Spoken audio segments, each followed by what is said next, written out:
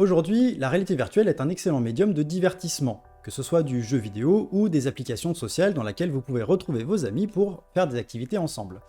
Mais il reste malgré tout un problème de place, et littéralement de place de votre espace de jeu. Alors la bonne nouvelle, c'est qu'il y a des astuces que l'on peut mettre en place pour berner votre cerveau et faire en sorte que vous ayez l'impression que vous avez plus de place que vous n'en avez vraiment. C'est ce qu'on va voir dans cette vidéo.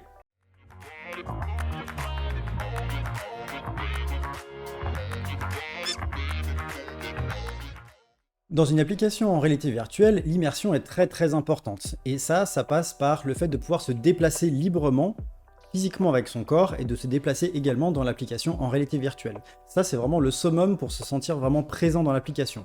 Le problème, c'est qu'on n'a pas tous un salon qui fait 450 mètres carrés. Du coup, on est rapidement limité par l'espace de jeu qu'on va avoir. Du coup, face à cette contrainte d'espace, on a trois possibilités. La première, c'est de mettre en place un déplacement via de la téléportation. C'est classique, on a l'habitude d'utiliser ça, ça marche bien. La seconde possibilité, c'est de partir du principe que le joueur ou l'utilisateur ne va pas se déplacer, comme par exemple dans Elite Dangerous. Vous êtes assis sur votre fauteuil de cockpit de vaisseau, et en fait, du coup, vous incarnez le pilote de vaisseau. Donc concrètement, quand vous allez jouer à ce jeu, vous allez être assis dans un fauteuil, sur une chaise, et du coup, quand vous allez vous déplacer, en fait, vous allez être restreint par le fait que vous êtes assis sur votre chaise, donc en fait, cette restriction, elle est prise en compte dès le départ dans le design. Et du coup, ça nous amène sur la troisième partie, c'est de partir du principe que, en fait, cet espace restreint, ça va être une contrainte de design, et que vous allez devoir arriver à vous organiser autour de cette contrainte d'espace que vous avez pour proposer la meilleure expérience possible. Et croyez-moi, on peut faire entrer plus d'espace que l'on pense dans un petit endroit en réalité virtuelle.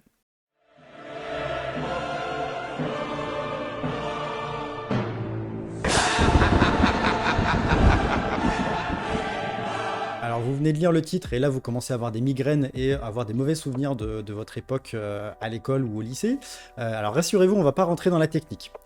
Pour faire simple, aujourd'hui, le monde dans lequel on évolue est régi par différentes règles. En fait, c'est comme ça que ça marche, c'est l'univers qui fonctionne comme ça. Et il y a un mec qui s'appelle Euclide qui a posé en fait sur papier, enfin sur papier à l'époque, ces différentes règles pour expliquer comment est régi le monde dans lequel on vit. Et c'est ce qui a engendré en fait le principe de l'espace euclidien, parce que c'est lui qui l'a inventé.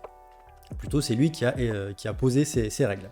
Donc en fait, l'univers dans lequel on se déplace, on évolue, est régi par ces règles-là. Et du coup, quand on passe en réalité virtuelle, on a transposé en fait ces règles-là pour dire, bah voilà, on va faire exactement la même chose. Là où ça commence à devenir fun, c'est que si on peut définir un espace comme étant un espace euclidien, on peut également définir un espace comme étant un espace non euclidien, c'est-à-dire qu'il ne respecte pas toutes les règles d'Euclide. Je vous donne un exemple.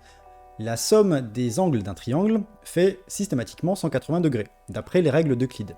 Eh bien, si vous partez sur un espace non euclidien, vous pouvez également avoir des triangles dont la somme des angles fait moins de 180 degrés. C'est ce qu'on appelle la géométrie elliptique. Et on peut également avoir l'inverse, c'est-à-dire un triangle dont la somme de tous les angles fait plus de 180 degrés. Et là, on est dans de la géométrie hyperbolique.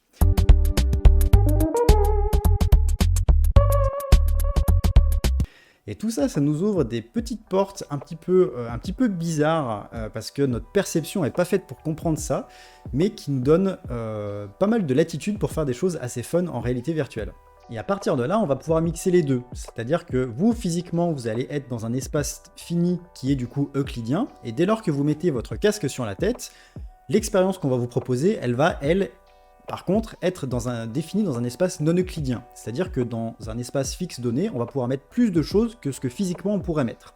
Justement, via ces différentes différences entre les espaces euclidiens et les espaces non euclidiens. Et ça, c'est très sympa parce que du coup, rappelons-le, la réalité virtuelle, ça reste une énorme arnaque pour le cerveau. On va venir le bombarder de sens et de stimuli qui, lui, va analyser avec les habitudes qu'il a de sa perception de l'univers. Et du coup, si on lui envoie des éléments qui sont cohérents, mais juste suffisamment pour qu'il ne soit pas trop perturbé, et ben en fait, on peut profiter de cet espace physique qui est clos, mais en fait, à l'intérieur, de faire en sorte qu'il y a beaucoup plus de choses que réellement on pourrait avoir dans un espace de la même taille. Tout cela nous ramenant au titre de cette vidéo, en utilisant cette mécanique-là, en fait, on peut faire en sorte de, malgré le fait d'avoir un espace fini qui est assez restreint, de donner l'illusion au joueur ou à l'utilisateur qu'il se déplace dans un environnement qui est beaucoup plus grand. Et ça, en fait, ça marche d'enfer. Du coup, si vous êtes en train de concevoir votre application en réalité virtuelle et que l'espace commence à être une problématique, eh bien pensez aux espaces non euclidiens. Si vous avez besoin d'aide sur votre projet réalité virtuelle, vous pouvez également nous contacter pour qu'on vous aide sur le sujet, qu'on réponde à vos questions et on se fera un plaisir de vous aider sur le sujet. Mettez un petit like sur la vidéo, postez vos commentaires si vous avez des retours à faire sur le sujet, abonnez-vous à la chaîne également. Et sur ce, je vous dis portez-vous bien, on se retrouve la semaine prochaine pour une nouvelle vidéo. À bientôt!